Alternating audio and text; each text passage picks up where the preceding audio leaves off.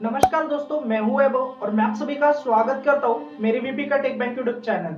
तो फ्रेंड्स, आज की वीडियो में हम बात करने वाले कि bank of Maharashtra passbook entry आप कैसे चेक कर सकते हैं। ठीक है, तो आपके पास इंटरनेट बैंकिंग होगी। इंटरनेट बैंकिंग के थ्रू आप अपने पासबुक की जो एंट्री है वो चेक कर सकते हैं। ठीक है, बैंक ऑफ महाराष्ट्र से रिलेटेड हमने जितने भी वीडियोस बनाए, उस वीडियो को आपने बहुत ही ज्यादा प्यार दिया, बहुत ही ज्यादा सपोर्ट दिखाया।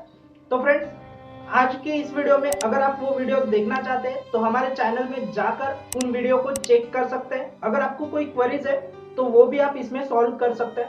ओके, जब भी किसी बंदे का पैसा कट होता है तो उसको बहुत ही ज्यादा टेंशन हो जाती है कि हमारा पैसा कहाँ से कट हुआ है। ठीक है, लेकिन ये तो हमको पता नहीं होता कि पैसा कहाँ पर कट होता है। बस इतना पता चल जाता है कि हमारे इतने पैसे कट हो गए। ओके, मतलब मैसेज थ्रू पता चल जाता है। ठीक है, तो अभी उसकी जो एंट्रीज रहती है वो कहां पर रहती है, वो आपके पासबुक पर रहती है। ठीक है, तो पासबुक पर जब भी आप पर्टिकुलर के कॉलम में देखते हैं तो वहां पर आपको उसका जो प्रिस्क्रिप्शन है, मतलब डिस्क्रिप्शन है कि कहां पर पैसा आपका कट हुआ है, ये सब पता चल जाता है। हर किसी को पता नहीं होता कि उसका पैसा डेबिट और क्रेडिट कहां से हुआ है, वो कहां से आया है, कौन से पर्पज के लिए वो कट हुआ है, उसकी डेट क्या थी। ठीक है, तो ये सब आपको पता चल जाएगा इंटरनेट बैंकिंग के साथ जब आप उसकी एंट्री चेक करेंगे। जैसे कि आप पासबुक में चेक करते हैं, वहां पर पासबुक में आपको डेट भी देखने को मिल जाती है, पैसा कितना कट हुआ, कितना आया है, ये सब देखने को मिल जाता है। और उसके साथ साथ आपके अकाउंट में कितना बैलेंस है वो सब भी आपको देखने को मिल जाता है। ठीक है, तो चलिए वीडियो को शुरू करते हैं, बढ़ते हैं स्क्रीन रिकॉर्डिंग की तरफ।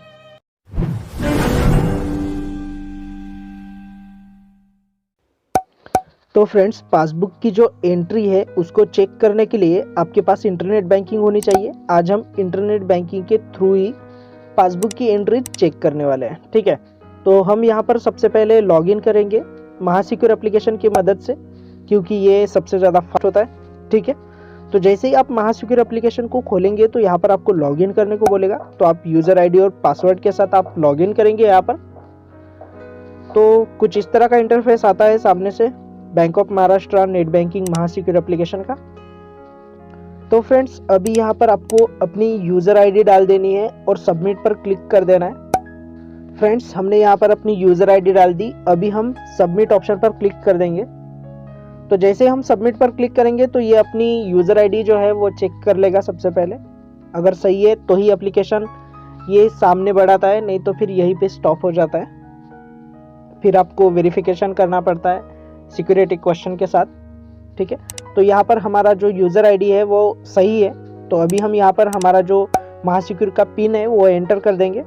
फ्रेंड्स, पिन एंटर करने के बाद आपको सबमिट ऑप्शन पर क्लिक कर देना है। तो जैसे ही आप सबमिट ऑप्शन पर क्लिक करेंगे तो आपके सामने कुछ होम पेज ओपन हो जाएगा महासिक्योर एप्लीकेशन का।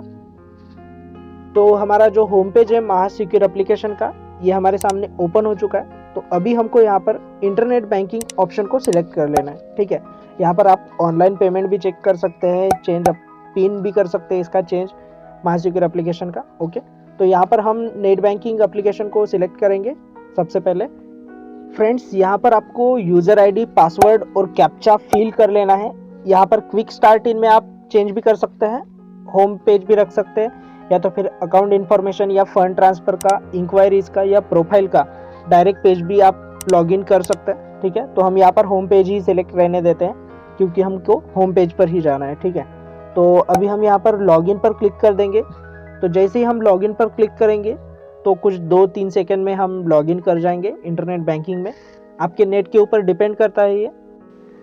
फ्रेंड्स, यहाँ पर हम लॉगिन हो चुके हैं और नेट बैंकिंग का जो होम पेज है हमारे सामने ओपन हो चुका है। तो आप यहाँ पर क्रॉस पर क्लिक कर देंगे। ठीक है, होम पेज पर आने के बाद बस आपको यहाँ पर थोड़ा जूम इन करना होता है। ये आपके सामने बॉक्स आ चुका है। ठीक है, यहाँ पर आपका अकाउंट नंबर दिखाई दे रहा है, स्टेटस दिखाई दे रहा है, क्लियर बैलेंस दिखाई दे रहा है, टोटल बैलेंस दिखाई दे रहा है। ठीक है, और यहाँ पर आपका जो टाइप है, सेविंग अकाउंट है या कौन सा अकाउंट है, वो सब दिख रहा है। ठीक है, तो यहाँ पर आप जो अकाउंट की समरी है, मतलब डाउनलोड समरी भी कर सकते हैं बैंक अकाउंट की। ठीक है, और यहाँ पर अगर आपको आपकी जो ट्रांजेक्शन्स है वो देखनी है तो आपको बस यहाँ पर थोड़ा जूम करना पड़ता है। ठीक है, जूम करने के बाद यहाँ पर आपको ये जो लास्ट ट्रांजेक्शन्स दिख रहा है, ठीक है, तो लास्ट ट्रांजेक्शंस पर आप क्लिक कर देंगे।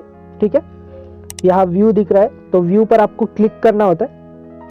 व्यू पर जैसे आप क्लिक करेंगे तो आपके सामने थोड़ा प्रोसेसिंग होगा। प्रोसेसिंग होने के बाद आपका जो सामने है समरी दिखना आपको चालू हो जाएगा, मतलब आपको सारी ट्रांजेक्शन्स दिख जाएगी यहाँ पर।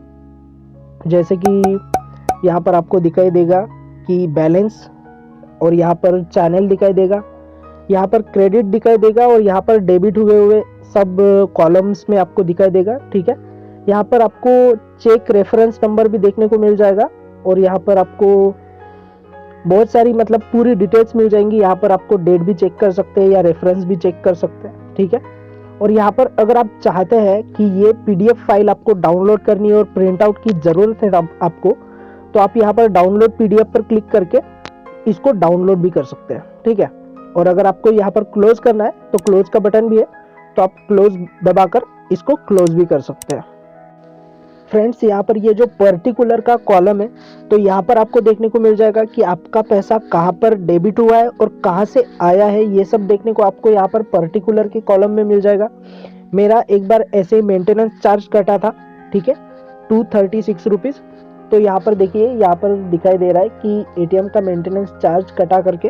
ठीक है, क्योंकि हमको पता नहीं होता कि हमारा जो बैलेंस है वो कहाँ पर इन्वेस्ट हुआ है, तो वो पासबुक के एंट्री से भी पता कर सकते हैं हम। ठीक है, यहाँ पर बस आपको समझना होता है कि यहाँ पर लिखा होता है कि यूपीआई में भी इन्वेस्ट हुआ है या कहाँ पर इन्वेस्ट हुआ है। ठीक है, या एटीएम से विड्रॉल करा है, वो सब कुछ यहाँ पर आपको पर्टिकुलर के कॉलम में देखने को मिल जाएगा। सो आई होप ये वीडियो आपको अच्छी लगी होगी और मेरी दी गई इन्फॉर्मेशन आपको पूरी समझ में आ चुकी होगी। आशा करता हूँ ये वीडियो आपको अच्छी लगी होगी। वीडियो अच्छी लगी तो यार वीडियो को लाइक करो, शेयर करो, और साथ ही साथ हमारे चैनल को सब्सक्राइब भी कर लो, क्योंकि मैं बैंकिंग रिलेटेड, टेक्नोलॉजी रिलेटेड ऐसी इंटरेस्टिंग वीडियोस आपके लिए बनाता रहता हूँ, जो आपके लिए बहुत ही ज्यादा हेल्पफुल रहती है। तो यार चैनल को सब्सक्राइब करना तो बनता है। फ्रेंड्स, आज के लिए इतना ही। मिलते हैं ऐसी एक नई वीडियो के साथ, तब तक के लिए टाटा बाय बाय, जय हिंद। सर्च करते रहो वीपी का टेक बैंक।